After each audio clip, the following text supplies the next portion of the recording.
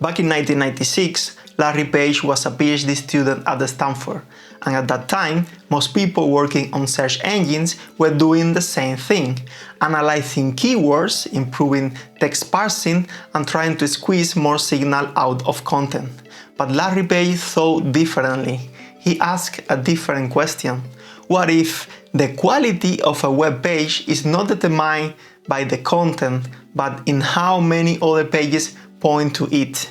And that single reframing led to the PageRank algorithm and eventually to Google. I'm telling you this story because it is an example that illustrates the fact that creativity is one of the pillars of human breakthroughs. In human history, many times big leaps come with a change of perspective.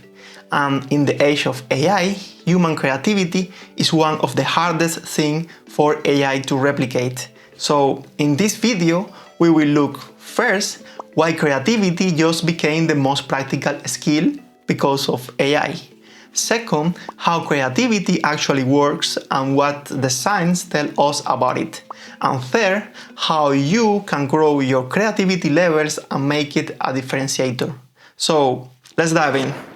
The default mode network. For many years, I made a simple mistake. I treated creativity like productivity. I thought, well, if I just focus harder, eventually great ideas will appear. But it never happened because creativity doesn't work like that. It needs space, and interestingly, research shows that people who do boring, undemanding tasks afterwards come with more original ideas than those who stay focused for long periods of time. You may wonder why. Well, because boredom activates something called the default mode network, and that's the brain system responsible for daydreaming, memory, and creative recombination. In other words, focus solves known problems, but creativity solves unknown ones.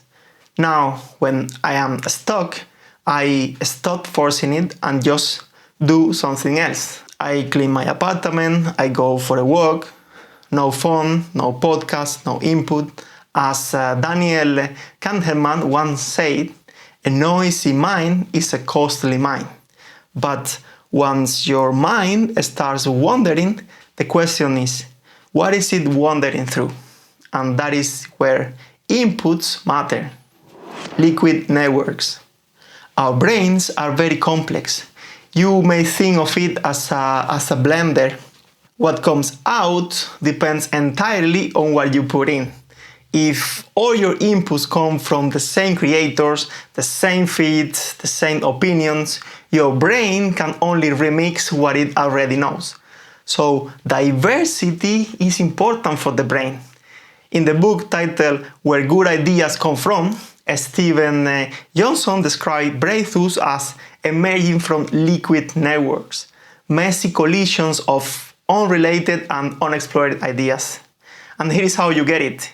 You can watch a YouTube video with only 300 views like mine's, read an essay from 2008, open an old book on history, biology or architecture, and most of it will be useless, of course, but one single strange idea can spark 10 new ones. I'm especially selective with the content created after 2022 because the internet is now very saturated with AI-generated content that, in my opinion, lacks human originality. And again, creativity isn't about consuming more content. It is about consuming with awareness. And sometimes the best way to think differently is to change the medium entirely. Conceptual blending. Here is a simple rule. If your idea is written, say it out loud. If it is visual, write it down. If it is very technical, explain it to a 5-year-old. Each translation forces your brain to create new connections. And this process is called conceptual blending, the cognitive basis of creativity. A famous example is Christopher Nolan.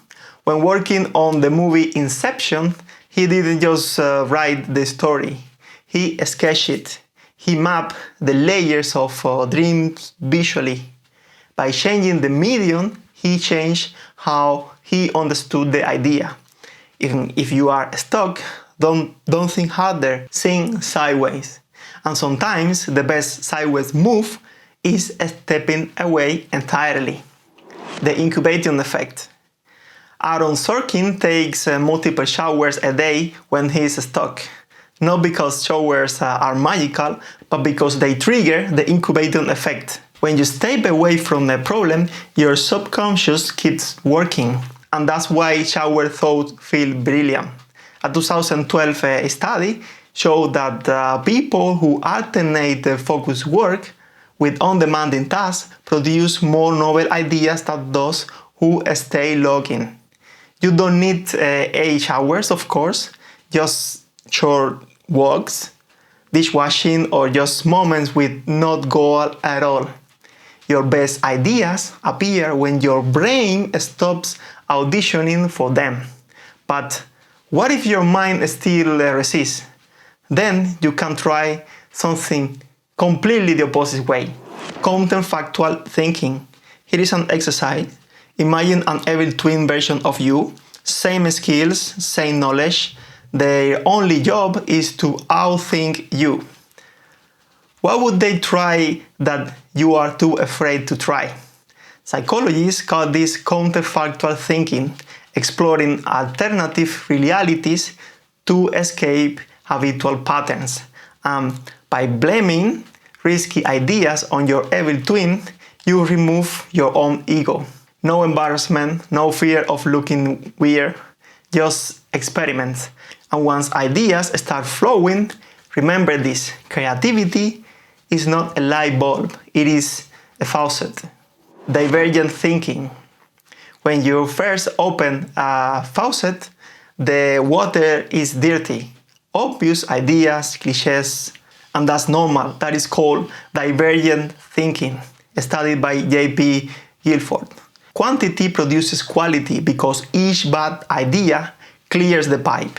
So when you are doing brainstorming, don't aim for brilliance, aim for volume first. You can set the timer, write 20 ideas. The good ones usually hide in the middle. Lower the bar and creativity rises. But sometimes even that isn't enough. Sometimes you need a completely full reset. Creative fasting. In Japanese history, there is a period called Sakoku, when the country temporarily isolated itself from the world.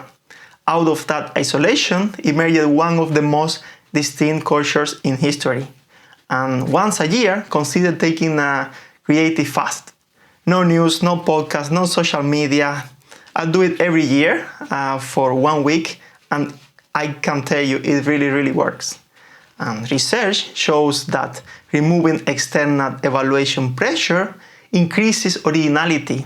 When nobody is watching, your inner voice gets louder. Think of it as intermittent fasting for your mind.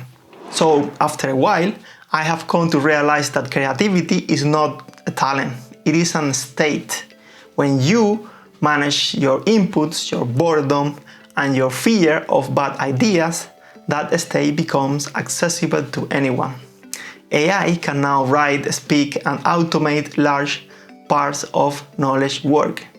But it still cannot do what Larry Page did in 1996 and come up with something that is completely new. AI today still cannot decide which dots are worth connecting. Researchers like Margaret Buden call this transformational creativity, changing the rules of the game itself. And that gap between what is statistically likely and what is genuinely new is where human creativity lives. So when everyone else asks, what can I automate now?